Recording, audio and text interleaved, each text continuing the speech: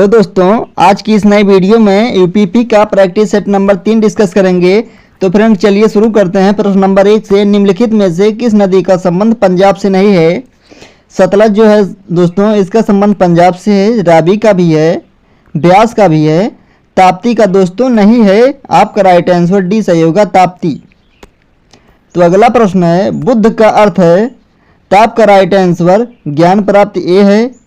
Option B है धर्म प्रचारक, ऑप्शन सी है प्रतिभाशाली, ऑप्शन डी है शक्तिशाली। आपका राइट आंसर ये सही होगा, ज्ञान प्राप्ति का अर्थ है, बुद्ध का अर्थ है ज्ञान प्राप्त। अगला प्रश्न है, जिला कलेक्टर का पद कब बनाया गया? तो आपका राइट आंसर भी सही होगा, 1772 ईस्वी में बनाया गया, 1772 में बनाया गया दोस्तों। आपका राइट आंसर बी सही होगा। तो अगले प्रश्न की हम बात करते हैं, लोकतंत्र ऐसी सरकार है जिसमें प्रत्येक की हिस्सेदारी होती है, या किसका मत था? तो आपका राइट आंसर सी सही होगा, प्लूटो का मत था दोस्तों। तो अगला प्रश्न है, बीसीजी टीके में सी शब्द से क्या अभिप्राय है? तो आपका राइट आंसर दोस्तों ये सही होगा, कैलमेट का अभिप्राय है। तो अगला प्रश्न है, निम्नलिखित में से कौन सा तत्व सोलर सेल में उपयोग किया जाता है? तो आपका राइट आंसर दोस्तों ये सही होगा, सिलिकॉन जो है सोलर सेल में उपयोग किया जाता है। अगला प्रश्न है दोस्तों, अंकलेश्वर के लिए जाना जाता है? तो आपका राइट आंसर दोस्तों डी सही होगा, तेल को अंकलेश्वर के लिए जाना जाता है। तो अगला प्रश्न है, निम्नलिखित में से तत्सम शब्द का चयन कीजिए। इसमें से दोस्तों कौन सा तत्सम शब्द है? तो आपका राइट आंसर डी होगा, मार्ग जो है दोस्तों वो क्या है? वो तत्सम शब्द है, तत्सम शब्द है। आपका राइट आंसर डी होगा। अगले प्रश्न की बात करते हैं दोस्तों, 9 प्रश्न का। निम्नलिखित में से कौन सा नगर महानदी के किनारे नहीं बसा है?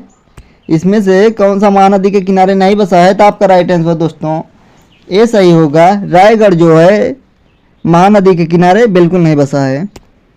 सिरपुर जो है दोस्तों ये बसा है, शिवरी नारायण जो है ये भी बसा है, राजिम भी बसा है। रायगढ़ जो है ये नहीं बसा है।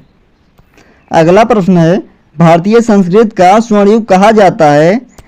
तो आपका राइट आंसर दोस्तों डी सही होगा, गुप्त काल को भारतीय संस्कृत का स्वर्ण युग कहा जाता है। तो अगला प्रश्न है, 21वें अंतर्राष्ट्रीय सी फूड कार्यक्रम का आयोजन किया गया? तो आपका राइट आंसर दोस्तों बी सही होगा, कहाँ पर किया गया? गोवा में किया गया। कहाँ पर किया गया था? गोवा में किया गया था। अगला प्रश्न है, 62वें फिल्म फेयर पुरस्कार 2017 में से किसे सर्वश्रेष्ठ अभिनेता का पुरस्कार प्रदान किया गया? आपका ऑप्शन ए है आमिर खान, ऑप्शन बी है अक्षय कुमार, ऑप्शन सी है शाहिद कपूर, ऑप्शन डी है मनोज बाजपेयी। दोस्तों अगर इसका आंसर आपको पहले से पता होगा तो कमेंट में बताइएगा, ताकि हमें भी पता चले आपकी तैयारी कैसे चल रही है। तो आपका राइट आंसर दोस्तों ये सही होगा, आमिर खान को। आपका राइट आंसर ये सही है।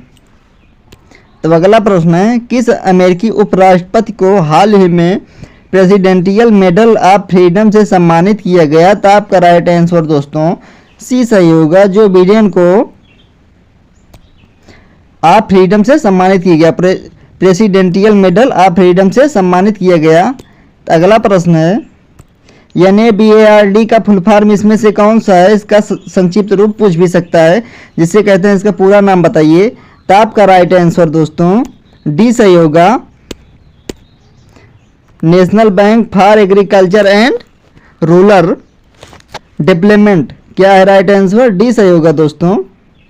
तो अगले प्रश्न की बात करते हैं, केंद्रीय खेल राज्य मंत्री विजय गोयल ने हरियाणा के किस शहर में नेशनल बॉक्सिंग अकादमी का उद्घाटन किया? तो आपका राइट आंसर बी सही होगा, रोहतक में। कहाँ पर है? हरियाणा में है दोस्तों, रोहतक। तो अगले प्रश्न की बात करते हैं, प्रश्न नंबर 16 की दोस्तों, विश्व हिंदी दिवस जनवरी माह की किस तिथि को मनाया जाता है? विश्व में हिंदी दिवस जनवरी के किस तिथि को मनाया जाता है?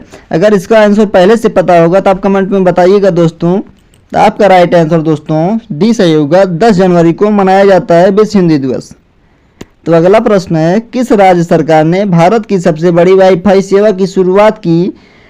तो आपका राइट आंसर सी सही होगा, महाराष्ट्र की सरकार ने वाईफाई सेवा की सबसे बड़ी शुरुआत की। तो अगला प्रश्न है दोस्तों, टेलनेट का तात्पर्य है, टेलनेट का अर्थ क्या है? तो आपका राइट आंसर दोस्तों सी सही होगा। टेली टाइम नेटवर्क इसका अर्थ है, इसका पूरा नाम है।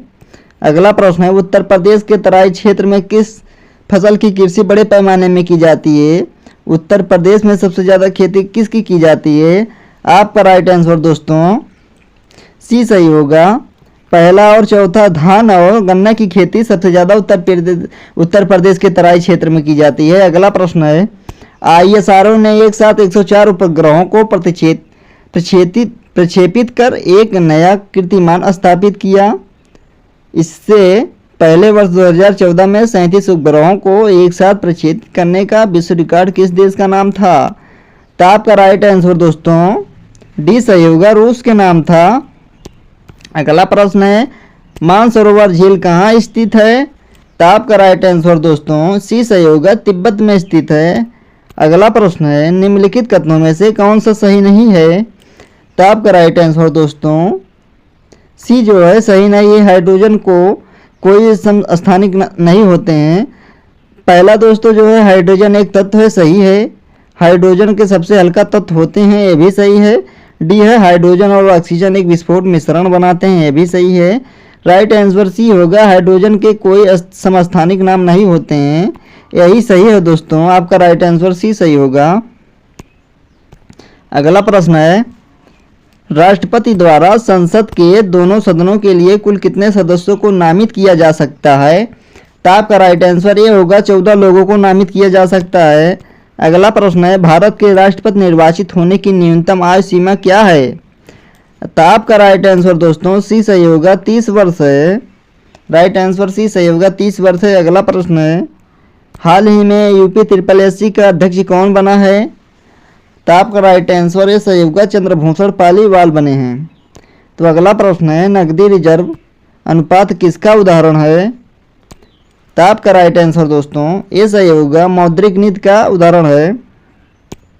अगला प्रश्न है, औपनिवेशिक भारत में भारतीय विधवाओं के लिए शारदा सदन स्कूलों की स्थापना किसने की थी? तो आपका राइट आंसर डी सही होगा। आपका राइट आंसर दोस्तों डी सही होगा, पंडिता रमा बाई ने की थी। अगला प्रश्न है दोस्तों, मदर टेरेसा की जयंती मनाने के लिए उन पर टिकट निम्नलिखित में से किस देश ने प्रकाशित की? तो आपका राइट आंसर दोस्तों बी सही होगा।